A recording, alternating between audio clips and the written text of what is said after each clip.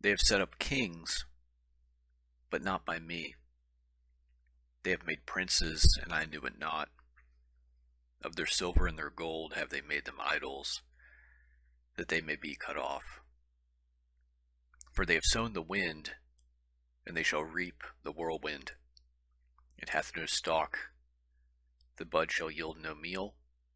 If so be it yield, the strangers shall swallow it up.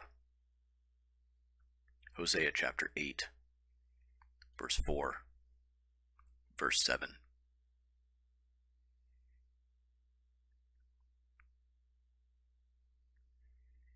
I'm here in eastern Tennessee tonight. Just got off a work shift at a plant where I make airplane parts. And I'm very fortunate. I came through Helene unscathed. My family's all right, those who are here with me in East Tennessee. But I do know people from work who have basically had everything destroyed. Their house just obliterated and carried away. And Tennessee got off very light compared to North Carolina. Helene left hundreds dead. And some think that it could very well be hundreds more by the time we get to a full accounting of things. There's still people missing. Cleanup is ongoing. And will be for some time. In my restricted technology series, which I've been very slowly cranking out here and there, as I have opportunity, those of you who are fellow truthers, or as the establishment likes to call us, conspiracy theorists, have probably noticed that I haven't talked about geoengineering. Well, or as you know, it's more commonly known as chemtrails. The idea of that governmental entities are seeding chemicals into the atmosphere for a variety of purposes. Well, the reality is that those of us who are truthers have known that this sort of thing has been going on for decades. And actually, I have learned recently that in fact it's much more sophisticated than we realized, and it's been going on since the 40s. And we're talking about large-scale manipulation of weather systems, not just low-level, fairly simple technologies like cloud seeding. And understand that cloud seeding, which is sowing smoke particulates or chemicals like silver nitrate into clouds to generate rain, that's a simple technology. It's easy to do, to the point that nations in Africa are doing this.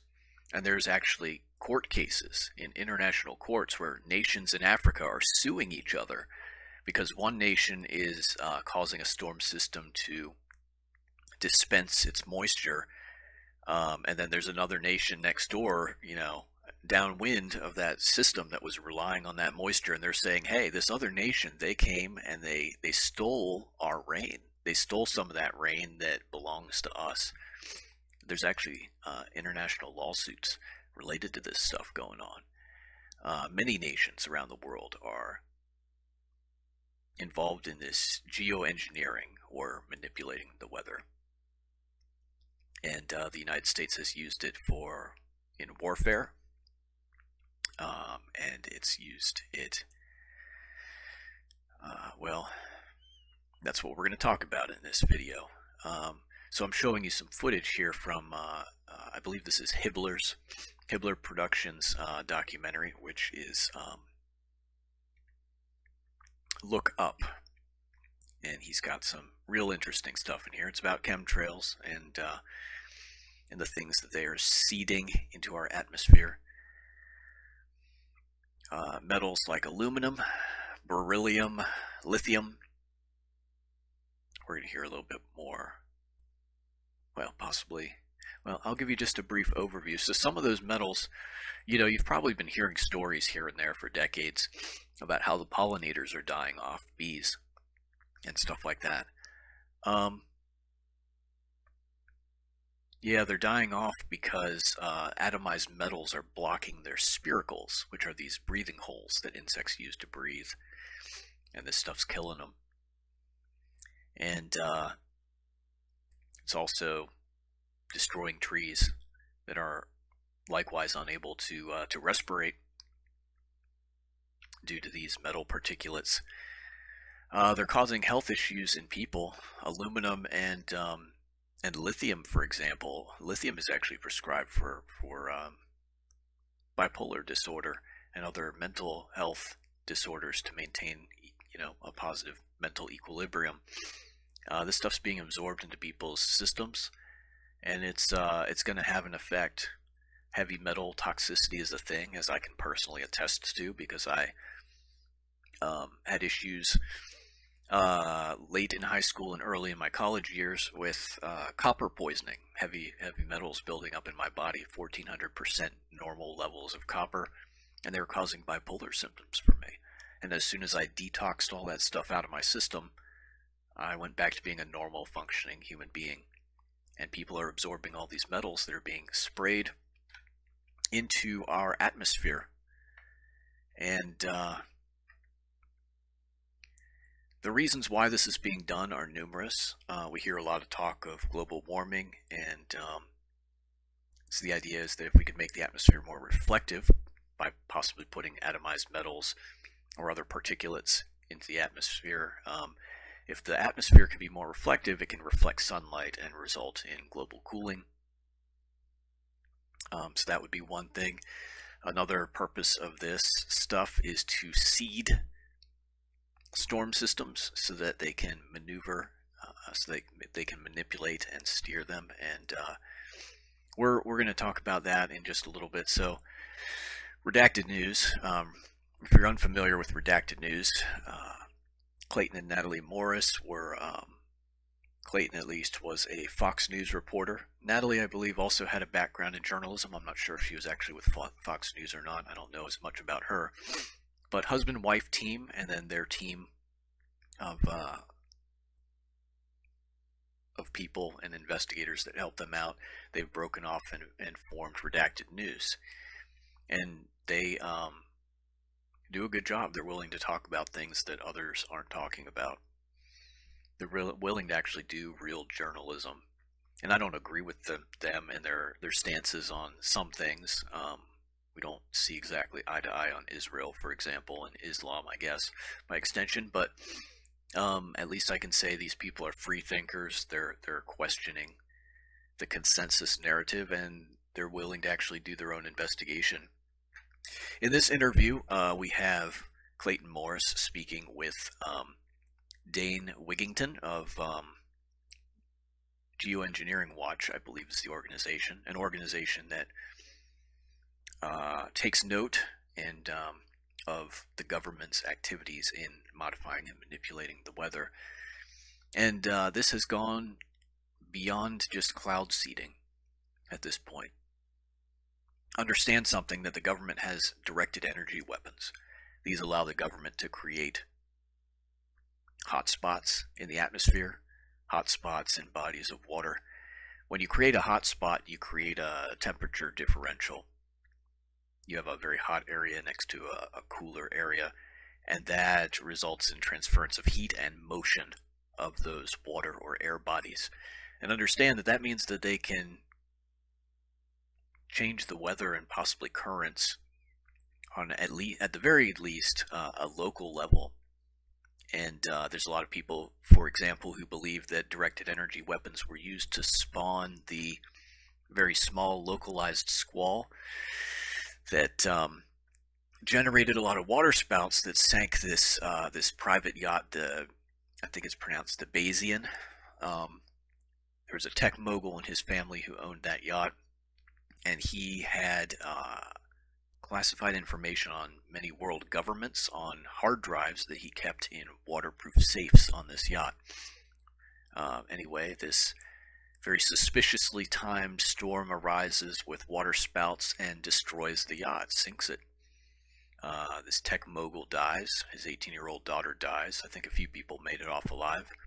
Then the world governments go in and cordon off the area, and next thing we know, they're trying to recover those waterproof safes.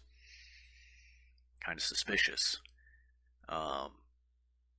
Was that mini storm that sank that yacht? Was that a controlled event? Quite possibly. And as they mentioned in this interview, they can seed magnetic metal particulates into these air masses, into these storms and hurricanes. And then they have a whole network of electromagnetic pulse generators that can put out pulses that repel the magnetic particles in these air masses and can sort of push or guide or steer these storm systems. And let's hear a little bit about that from Clayton Morris and Dane Wigington. Pay close attention. By the way, at the towards the end of this video, we're actually going to dig into my personal investigations into some of the stuff that was going on around Hurricane Milton. Are they seeding these storms? And I think I have proof positive that yes, indeed they are. And at the very least, what I've uncovered demands an explanation from our government, because it's our taxpayer money that's going into these sorts of operations. And if they're actually using these storms, weaponizing them against the American people, that's treason of the highest level. And they are basically making war on us. And it's serious business, really serious business. But pay attention to this. I'm not going to show the whole video, but we'll show a little bit of it, enough of the heavy-duty stuff. I really recommend you look into some of this stuff on your own. And I haven't watched some of their newer stuff, but they've had some really good stuff recently about what happened on 9/11 and Boeing's uninterruptible autopilot technology. Redacted strongly suggests that those planes weren't hijacked. They may have been taken over and remote controlled by our government into the towers. Anyway, that's a whole other rabbit trail. Let's watch this video. Is the United States government manipulating and even worse, controlling the weather using NEXRAD Doppler radar installations? It sounds like a conspiracy theory until you realize the U.S. government has these installations all over the United States. Watch. Was Hurricane Helene's path and behavior just the result of natural processes and climate patterns, or was it manipulated? The circular blue flashes seen in this video are frequency transmissions from the NEXRAD network of transmitter installations. All available science evidence makes clear that atmospheric frequency transmissions can and do have a repelling effect on air masses, especially if and when the air masses have been seeded with electrically conductive nanoparticles. The brighter the blue flash from a frequency transmission installation, the more pronounced and powerful the repelling effect on any air mass or storm in the vicinity will be. Where there are no blue flashes, there is no transmission, thus no repelling effect, thus no resistance for a migrating storm. Translation: a migrating storm will be hindered from moving toward frequency transmissions and will easily migrate in a direction with no transmissions. So again, I ask, was Hurricane Helene's path and behavior just an act of nature, or was it engineered? You decide. Well, the voice you heard there is Dane Wigington. He is the lead researcher and administrator for the website geoengineeringwatch.org. He's the executive producer of the groundbreaking climate engineering documentary called The Dimming. I encourage all of you to watch it. Dane has devoted the last 20 years of his life to constant research on the issue of covert global climate engineering operations and the effort to expose and halt these criminals. All right. Well, we'll break there. I'd like to mention something else in passing. I don't believe it's part of this video, but I think it's something different. There was also something that real interesting that happened during Helene. When Helene, the center of the storm, was still down here, kind of in the armpit of Florida, there was a beam that showed up on a radar system. Understand, a normal radar system is scanning because they're trying to get a sweep that captures, weather and air masses and so forth. But these pulses were interfering with radar, and they were linear. They were just a singular burst. And what's really interesting was the storm was down here in the armpit, and there was this burst that came from somewhere in this region, and it was almost a due north-south pulse. And then that storm began going northward at that point, never, from what I could tell, the center of it never crossing that path of that pulse. So there's a lot of really interesting stuff going on here. And these towers, they show them a little bit later in this interview, which is well worth a watch. They look very much like Tesla's wireless broadcasting of electricity towers that he was working on. It's a sphere on top of a tall tower. Real interesting. And a lot of these stations, you could kind of, this video showed them as, you know, there's one of those in the center of each of these blue pulses. These electromagnetic pulses are generated by those stations. And he mentions later in this video, a lot of them are on military facilities. Some of them, though, are at NOAA sites and other, you know, NASA sites and other, you know, dark science type research locations. And there's a network of hundreds of these stations all across the United States. And it does seem like they're being used as bumpers to push these storms around, which, man, that opens a can of worms, doesn't it? I remember during Katrina, I was going to a university in Texas, and I remember the university opened up the gymnasium to refugees. So that was some crazy times. How long have they been doing this stuff? Well, I saw this video. It was really interesting. They talk about a lot of the technology, and it's very sophisticated. And they've been doing stuff for a long time. I'm just going to look up Project Cirrus real quick. That's come up in my researches a little bit here and there.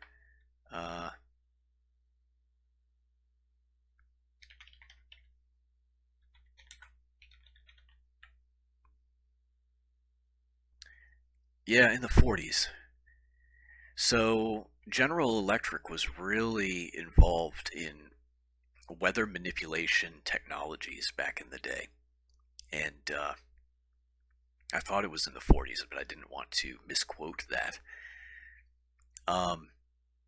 What had happened was there was another storm that was going across the peninsula of Florida, very similar to the track of Milton. And what happened was, once it had cleared land on this side, was heading out into the Atlantic, they began cloud seeding that storm. And then it pulled a sharp U-turn and came right back into Georgia. And I am really curious to see if they're going to do the same thing with Milton this time around. But that Project Cirrus, that was 46.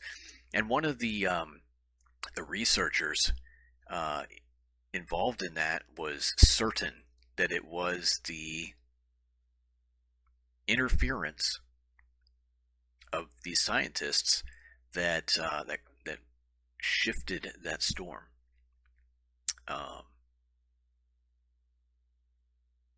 Whether that's true or not, it's a little hard to say, but pretty strange. Now, I watched this video, and my thought was, well, if indeed this stuff is going on, then there should be some evidence that they were seeding these storms. Well, I didn't look at Helene. I guess should go back and do so. But I really just was looking at the last few days and what's been going on with Milton, because I had heard that the storm kind of got hung up around the Yucatan Peninsula, and then that they were manipulating it and then kind of bounced it back on track towards Florida, and that it was basically guided and used as a weapon. And so my thought was, well, if they were doing that, there should be some evidence of that. And my thought was that I would look at flight radar, see if I could find flights related to weather and suspicious activity that might support that conclusion one way or another. And so here's what I found out. So let me just give you some background info here.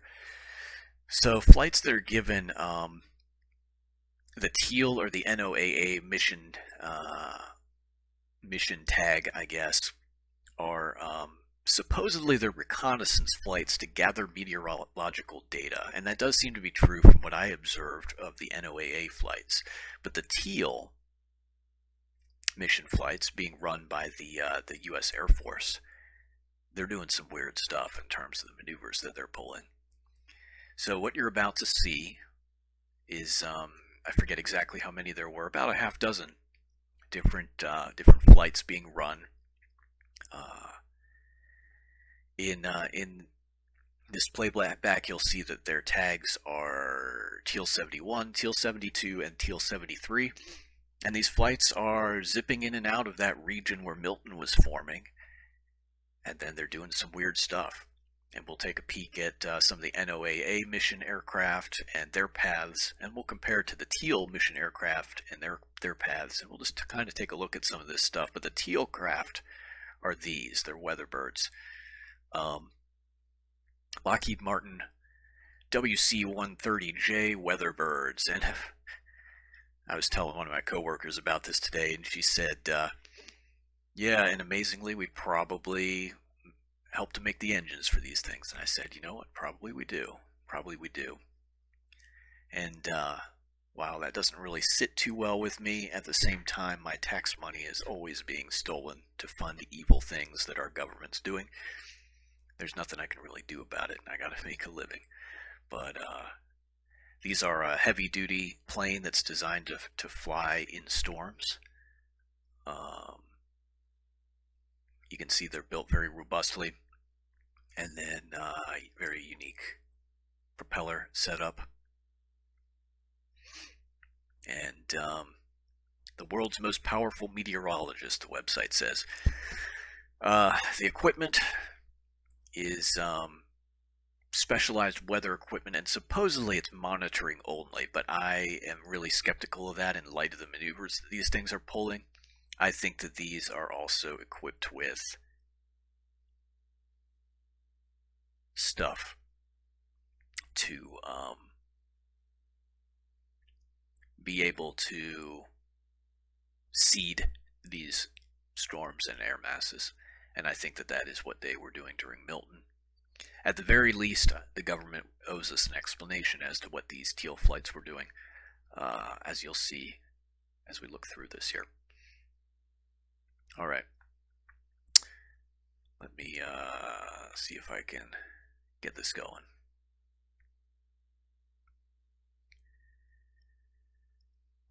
So here we are. This is TEAL 72. I believe this is where I first picked up on these craft and began my investigations. TEAL 72 is heading down into the center of the Gulf of Mexico, and as you can see over here on this side, it is a Lockheed Martin WC-130J Weatherbird.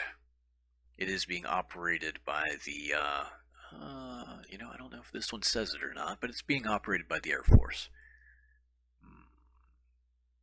I was looking at all this stuff on a different computer. Yeah, USAF, United States Air Force. And now I will point out that there are other government craft in the area. These NOAA flights are in the area as well. And the way the NOAA flights are flying around is very different. It's clear that they're just observers. They're flying around these big loops, not really going anywhere, just kind of going around looking at stuff. So here's a couple. Yeah, see? You can see the flight path of the past, however long. So this is October 8th, time 10:29 UTC. And it's my understanding, so unfortunately this particular projection doesn't show where the hurricane is, Milton, at the time, but I believe it's probably down here in the Yucatan area. From what I understand, it got hung up kind of down in this region, and then it just started going up and then went across. Anyway, these NOAA flights, they're observing, and you can see that from their flight pattern. But let's see what happens with the TEALs. Now the TEALs are also interesting because they pop off the grid. They just disappear periodically here and there. All right, so we'll just watch though and see what happens. So in this case, I started taking notice of Teal 72 because it was going down, then it stopped in that spot and just stayed there for a while and then disappears. And then it's going to pop up again down here in the vicinity of the Yucatan, and we'll see what it's doing about that time. And it's likely that the reason they're disappearing is because of the storm and its interference. Yeah, there's Teal 72 again. Now watch the flight path of Teal 72.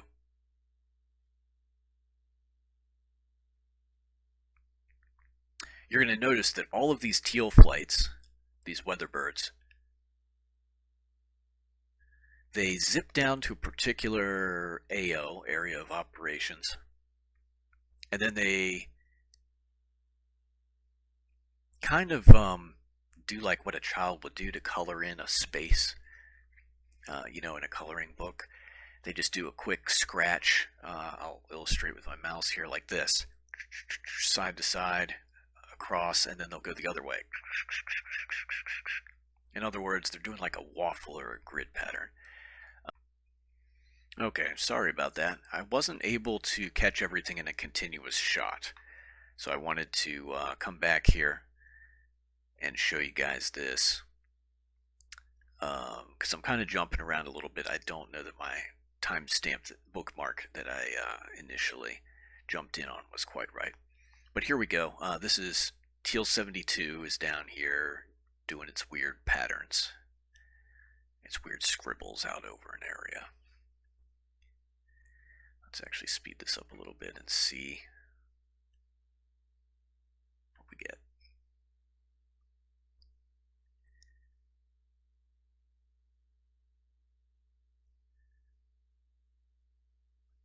And for some reason, I want to say that they were in order.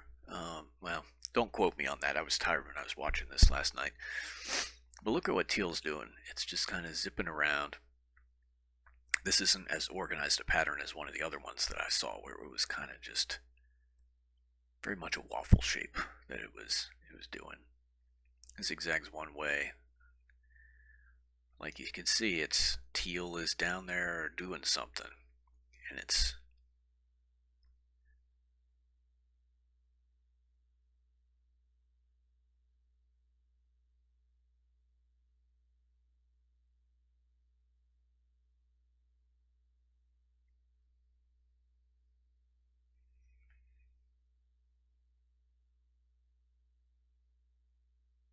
boom, and it's just gone. Alright, well, what I'm going to do is rewind a little bit, because I want to see if Teal 71 preceded it. There's 72. NOAA is still in the vicinity.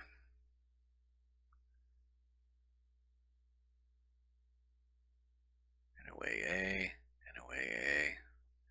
And again, let's just click these guys and see.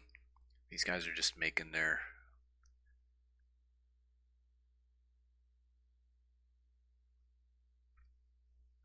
movements are just vastly different from what we're seeing from the Teals. See, there we go. Another big looping pattern. Teal 72's coming down to do all that zigzag stuff that we saw. I'm going to go back further and see if we can get Teal 71. Because I'm pretty sure 71, 72, and 73 were all doing stuff. NOAA. Teal 71, yeah, here we go. Let's see what Teal 71's doing. Oh, look. More zigzags and scribbles over a localized area.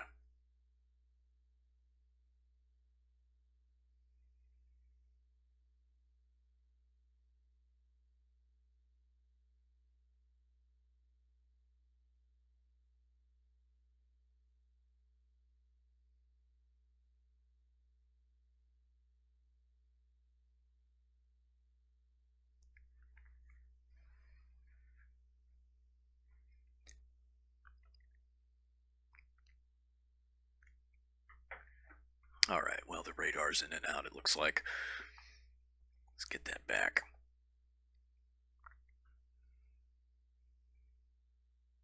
Yeah, so it's real interesting. Like I said, I was able to capture this at something like six, somewhere between 5 and 7. Let's just put it that way. Somewhere between 5 and 7 different times from, I believe, 3 different aircraft. And we're kind of popping in and out again down there. I'm going to fast forward a little bit because I want to get us to the point of seeing it again, because they're not just doing it down while it's by the Yucatan. They are doing it up here once Milton starts approaching Florida's coast.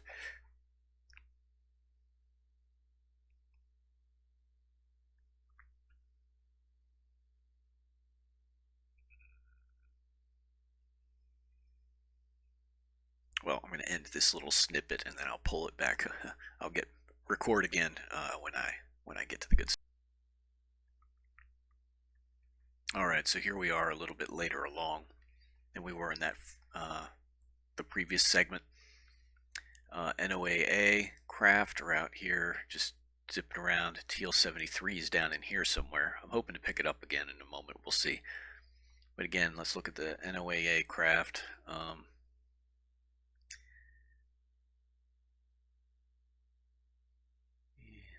Sometimes the tracks are a little bit spotty in this app, it looks like. We'll see if TEAL 73 pops up again.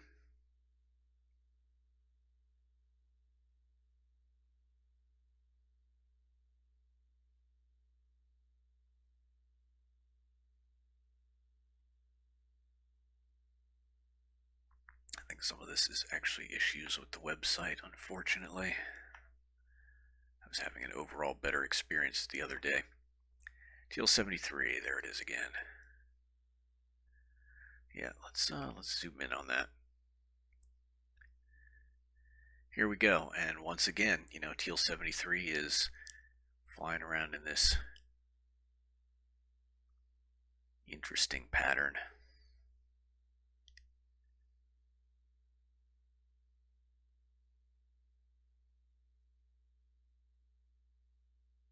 I don't remember which one it was or when, but there was one that was just really just a lot of scribbled back and forth over an area. I don't remember though off the top of my head if that was once we get closer into the Florida Peninsula or not. And you can see we have sort of these phases where stuff is just freezing up. I think it's the internet connection here, something with the website, unfortunately.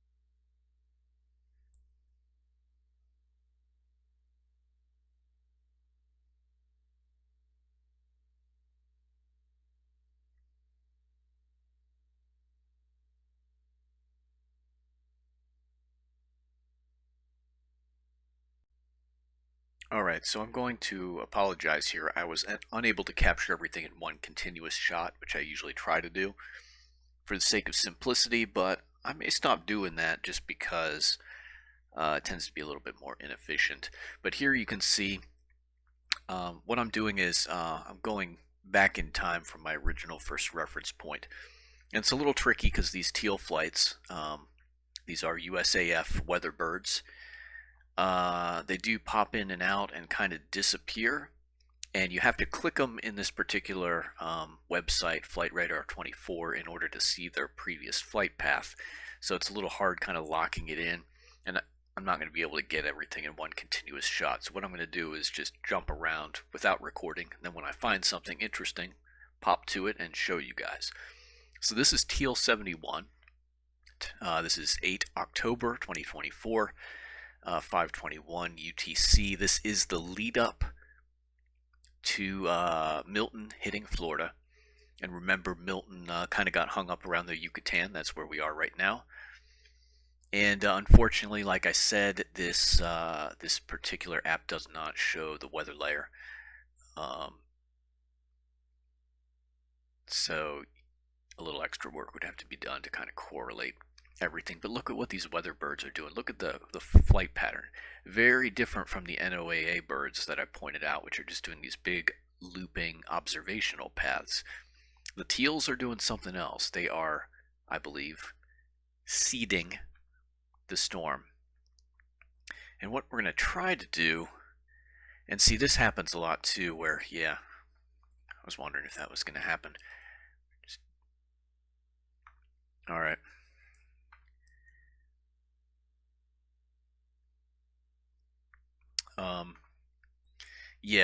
Often the TEALs will disappear because they are, I believe, flying in that weather, and so that's kind of causing them to not track. Yeah, they just pop in and out, and then unfortunately when they pop out, I lose the lock on them in Flight Radar 24, and then the whole previous pattern of what they were doing disappears as well, which is a little bit annoying. But there you have TEAL 71 on the time and date specified, and I'll try to get a few more clips in here as well.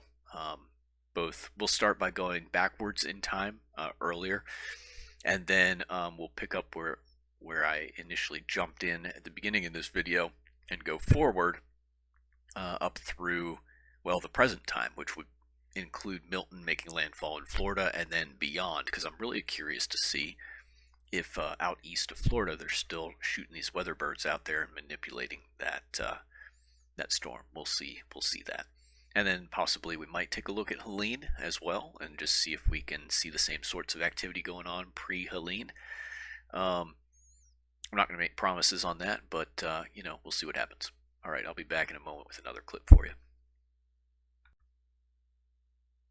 All right, so here now remember, we're going backwards in time from the previous clip still at this point. This is 7 October 2024, 1826 UTC, and we have locked onto TEAL 73. You can see it right here, returning to base after already having done its flight path. Now keep in mind that there are, so far I've seen, I believe, TEAL 71, TEAL 72, and TEAL 73 kind of alternating in and out. And like I said, pretty much from what I can tell, and I definitely have an incomplete picture on this, because like I said, with this Flight Radar 24, stuff is popping in and out. Whenever these planes are down here in the area of operations where the storm is brewing, Milton, I lose them, and then when I lose the plane, I lose the track. So it's hard to keep exact track of all this stuff, but it does seem like these flights are continuously in the air doing their thing at all times in these days leading up to Milton making landfall in Florida. And as you can see, I finally caught TEAL 73 returning to base, and this was the flight path that it made. Again, like a grid-like scribble over a more localized area. What are these planes doing? Again, they're not making the same motions. Let me see if I can find an NOAA flight here. In the area, the NOAA flights are observers, and their flight path is vastly different. And there's typically often as many as 2, from what I've seen so far, NOAA flights in the air at a time observing. And of course, when I need one, there doesn't seem to be one. But as I showed earlier, you click on those NOAA flights and they have these much less, they're not pulling these maneuvers in a small localized area. They are just doing, kind of big, slow sweeps, keeping an eye on the storm system. Yeah, I'm not seeing another one here, but in the next clip, if I am able to see an NOAA flight, I'll click on that again just to give you a comparison as to the different maneuvers that these USAF Weatherbirds are pulling versus the NOAA flights. All right, so I'll be back with another clip in a little bit. Okay, so I decided to try to pull up a map as well so we can get some context. So here we are. This is 6 October, about 1 p.m., well, 1300 UTC, and Milton is still tropical storm at this point. and it looks like it turns into a Category 1 hurricane about 5 hours from now. And it is about this point in time that the little annoying juggling between the two of these. It's about this point in time that the first NOAA bird gets on the scene. This one right here. Let's see if we can zoom it out a little bit more. I'm curious to see when the first weatherbirds get on site. So the NOAA bird, here we go. You can kind of see just how they're flying. They're flying these big loops, these big circuits around, kind of looping circuits, but they're not doing these sharp zigzags in a smaller localized area. All right. I'll have another clip in just a little bit. Basically what I did for this clip was I went back to the beginning of the storm, and now we're kind of going forward in time, connecting to where I was interested to see when the first appearance of an NOAA or TEAL flight showed up. And this appears to be it from what I can tell. 6 October 2024, 12:56 UTC. All right, and here we have the first radar ping of one of the TEAL, the USAF Weatherbird flights showing up, TEAL 71. As you can see, the track that is followed is kind of ambiguous. I guess it was lost as it was going along. But here it is. So this is 6 October 1756 UTC. Let's see where we're at. 1756. We'll just make it 18. So this is, it shows up on the scene as it becomes a Category 1 hurricane. And that's kind of interesting. I don't know if they were kind of just monitoring it and it showed potential, and now at this point in time they have decided to capture and modify it. But this appears to be the first of the USAF birds arriving on the scene at approximately the same time that it becomes a Category 1 hurricane. Now what we're going to do is jump ahead a little bit in our next clip to where a hurricane is approaching landfall, and then we'll just move forward from there to the present time and just see what we can see in terms of what these weatherbirds are up to. All right, so here we are at the point where so Milton was a Cat 5 major hurricane for a while. There's a little snippet here where it devolved into a 4, and then it has just become a Cat 5 again. It's right here. So this is 8 October 21:30 UTC, and we plug that into our flight radar and just see what's going on with the birds in the area. And lo and behold, TEAL 73 is in the vicinity. We have some NOAA birds as well. Let's just see what the NOAA birds are up to. All right, they're just cruising around as usual, observing. See, and here's another large, just kind of big, lazy pattern. Let's see what our TEAL 73 is looking like. Okay, so it just jumped into the area.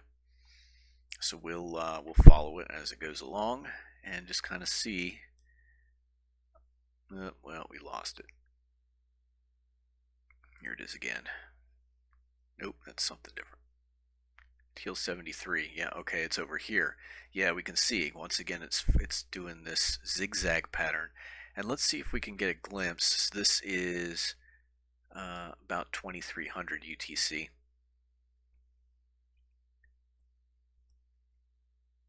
2300 UTC. Hurricane I is about due north of Cancun. Hurricane I is about due north of Cancun, so this thing is right there in the vicinity of the eye of this hurricane. So north of Cancun and across from Havana.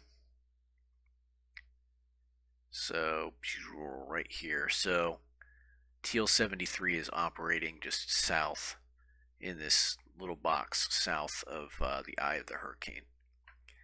And we'll probably lose it again. But once again, it's just flying these zigzag. It's flying the grid of some kind for unknown purposes down there.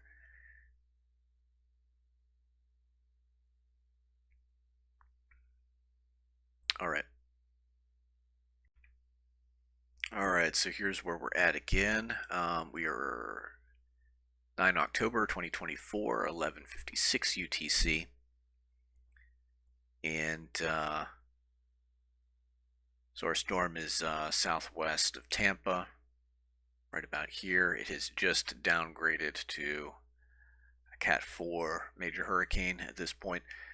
And we catch a glimpse of TEAL 71 returning to base. Again, we're not able to really lock onto it or get a full sense of everything that it's doing down there because that is the heart of the storm itself. Anyways, moving on. Okay, so here we are. It is 9 October, 1456 UTC.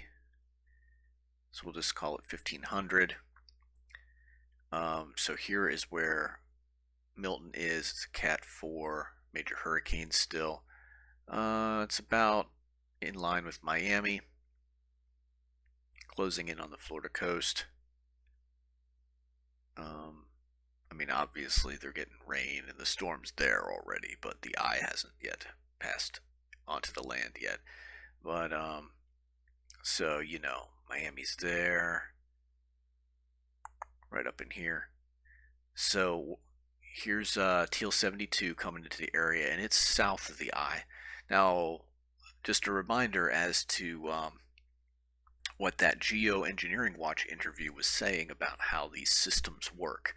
They seed the magnetic particulates into these storm systems, and they're magnetically charged, and then they use EMP pulses from these stations on the land, and they just coincidentally happen to look like a sphere on top of a tower, very reminiscent of Nikola Tesla's design, which was supposed to be for the wireless broadcasting of electrical power.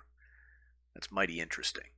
But anyway, then these networks of towers put out these pulses that repel the magnetic particles in the masses.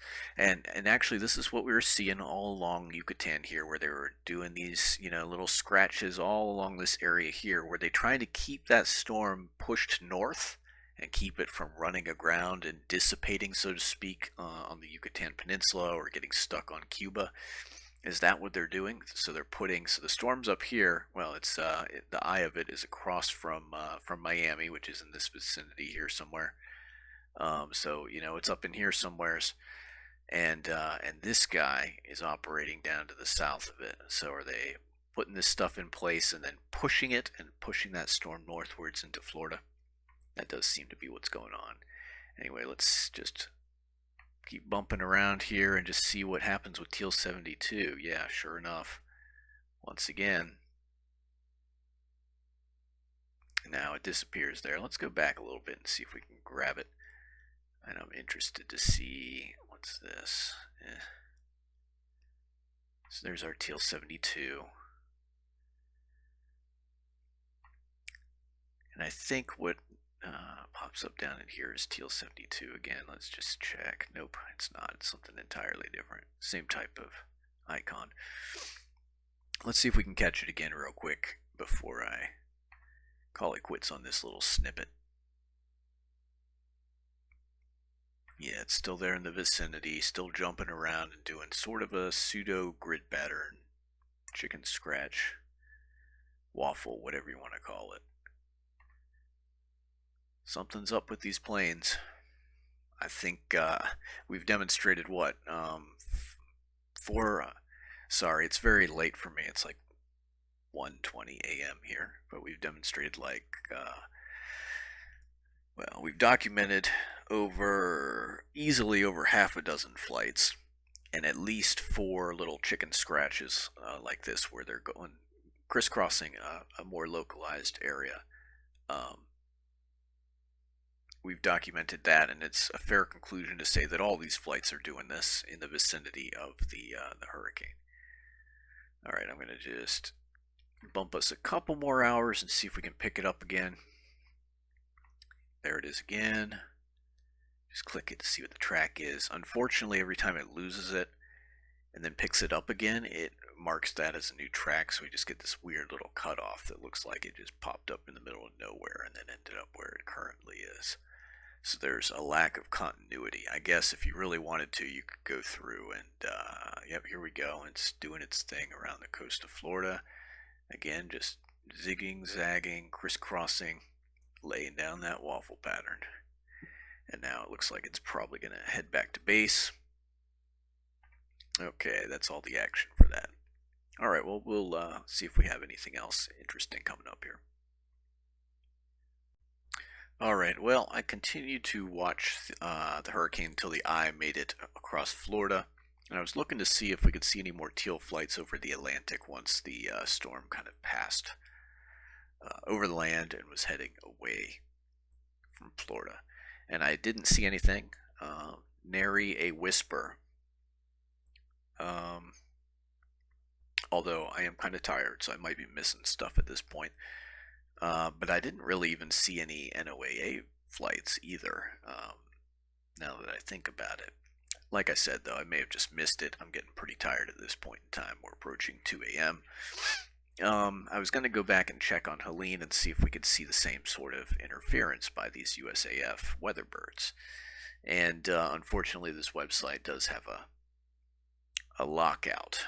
You can only see 7 days of playback history without creating an account, which at this point in time I don't want to do. But maybe if I'm super curious in the future, I might do that. However, in all honesty, based on my previous researches and other things going on in the world, at the very least, the government and the U.S. Air Force owes us an explanation as to exactly what these Weatherbirds were doing with Milton. And did they indeed use some kind of system to guide and steer Helene along the path that took? These are things that we definitely need to look into in more detail, because it is absolutely our business. America is supposed to be a nation of, by, and for the people, but our government constantly withholds information from us and even outright lies to us. During the Obama administration, long-standing laws that were on the books that made it illegal to propagandize and lie to the American people, those laws were eliminated. So now it's perfectly legal for the media, which is controlled by the CIA, and for the government to lie to the American people. It's not even illegal anymore for them to do that. And of course they were doing it while those laws were still on the books, but now they're just off the hook if they're ever caught doing it. And of course they lie to us all the livelong day. It's unacceptable. It's our money that funds all the evil deeds that they're doing in our country and around the world. And then they turn around and use those monies to persecute patriots and to destroy lives and ruin tracts of land that they're supposed to be stewarding. It's unacceptable. Well, thank you for watching. I hope you found this to be very interesting, and I hope it inspires you to continue paying close attention to what our government is doing in this world, and other governments as well, because this is not just us that are seeing corruption and all manner of dark machinations of this level. All right, well, have a great evening. Good night.